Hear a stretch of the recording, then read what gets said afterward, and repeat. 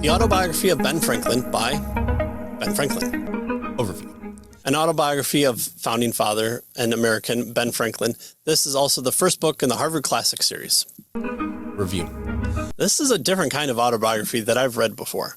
Starting out with your normal starting point of birth and early childhood, Franklin is clearly remembering a lot of important aspects of his life that were formational to his life. However, there's too much detail on low key points and almost nothing on what you'd want to hear from Franklin about.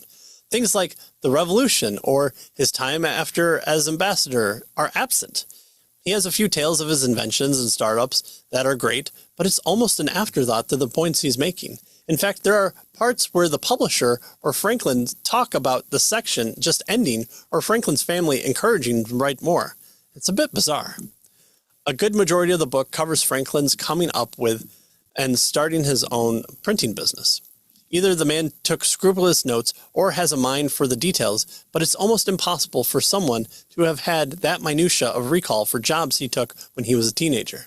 There are some great moments in there, like him starting a fire department, how he got stinking rich off his Poor Richard's Almanac, and a brief mention of his kite and electricity experiment. He talks about him being a deist, but falling in love with George Whitefield for his rhetoric and his preaching. You also get some honest elements of Franklin being a bit of a sleaze that he mentions just as a matter of fact, like failing to marry a woman and keeping her waiting or pursuing another woman that is someone else's.